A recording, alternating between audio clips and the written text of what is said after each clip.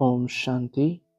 आज 14/2/2025 की ईश्वरीय महावाक्य हैं। आज की मुरली का सार है, मीठी बच्ची, तुम्हें श्रीमत मिली है कि आत्म अभिमानी बन बाप को याद करो।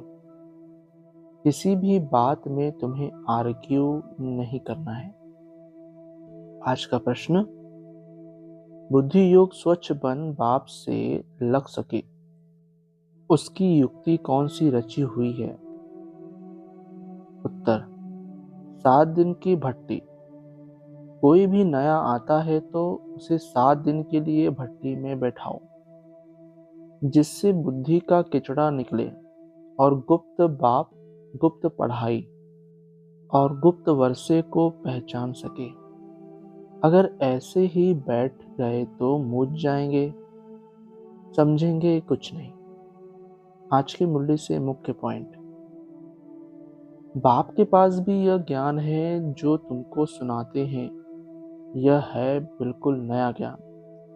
भल शास्त्र आदि में नाम है, परंतु वह नाम लेने से अटक पड़ेंगे, डिबेट करने लग पड़ेंगे। यहाँ तो बिल्कुल सिंपल रीति समझाते हैं। भगवान वाच, मुझे याद करो, मैं ही पतित पावन हूँ। अगला, बाबा कहते यह बाप भी गुप्त है तो नॉलेज भी गुप्त है, वर्षा भी गुप्त है।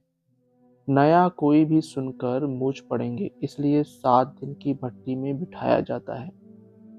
अगला, यह आधा कल्प का रोग है। 5 विकारों का रोग बड़ा भारी है। वहां तो देही अभिमानी रहते हैं। जानते हो, हम आत्मा एक शरीर छोड़ दूसरा लेती है, पहले से साक्षात्कार हो जाता है। अकाले मृत्यु कभी होता नहीं। अगला, बाप को अपना तख्त तो है नहीं, वह आकर इनका यह तख्त लेते हैं। इस तख्त पर बैठकर तुम बच्चों को ताउसी तख्त नसीन बनाते हैं। तुम जानते हो वह ताउसी तख्त कैसा होगा, जिस पर लक्ष्मी नारायण विराजमान होते होंगे। ताउसी तख्त तो गाया हुआ है ना। अगला, तुम हो अननोन वॉरियर्स, नॉन वायलेंस। सचमुच तुम डबल अहिंसक हो, न काम कटारी न वह लड़ाई। काम अलग है, क्रोध अलग चीज है। तो तुम हो डबल अहिंसक, नॉन वायलेंस सेना। सेना अक्षर से उन्होंने फिर यह सेनाएं खड़ी कर दी है। अगला, बाबा ने समझाया है कोई से आर्ग्यू जास्ती नहीं करना है। बोलो, तुमको पावन बनने से काम और शांति मांगते हो तो बाप को याद करो और पवित्र बनो। पवित्र आत्मा यहाँ रह न सके, वह चली जाएगी वापस। अगला, बाप कहते हैं तुमको जो नॉलेज दी है यह और कोई समझा न सके। तुम्हारे पर है बेहद की दशा। कोई पर बृहस्पति की दशा, कोई पर राहु की दशा होती है तो जाकर चंडाल आदि बनेंगी। यह है बेहद की दशा, वह होती है हद की दशा। अगला, तुम सभी आशिक हो एक मासूक के। सब आशिक उस एक मासूक को ही याद करते हैं। वह आकर सभी को सुख देते हैं। आधा कल्प उनको याद किया है, अब वह मिला है तो कितनी खुशी होनी चाहिए। धारणा के लिए मुख्य सार, पहला, सदैव हर्षित रहने के लिए नथिंग न्यू का पाठ पक्का करना है।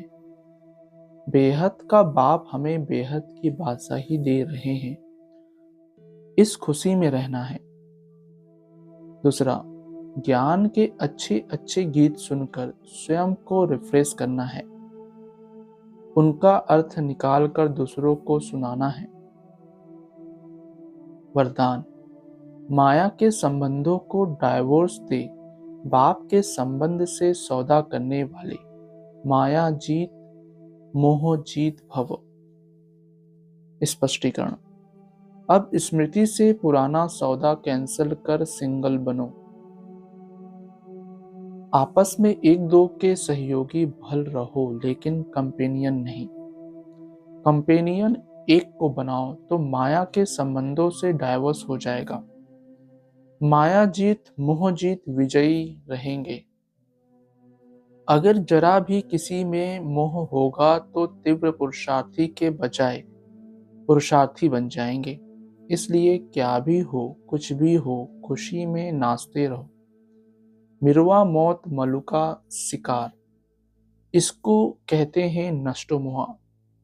ऐसा नष्टोमोहा रहने वाले ही विजय माला के दाने बनते हैं। स्लोगन, सत्यता की विशेषता से डायमंड की चमक को बढ़ाओ। सत्यता की विशेषता से डायमंड की चमक को बढ़ाओ। अव्यक्त इशारे, एकांत प्रिय बनो, एकता और एकाग्रता को अपनाओ।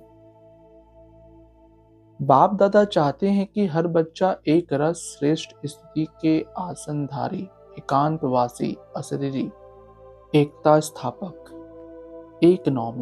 इकोनॉमी का अवतार बने।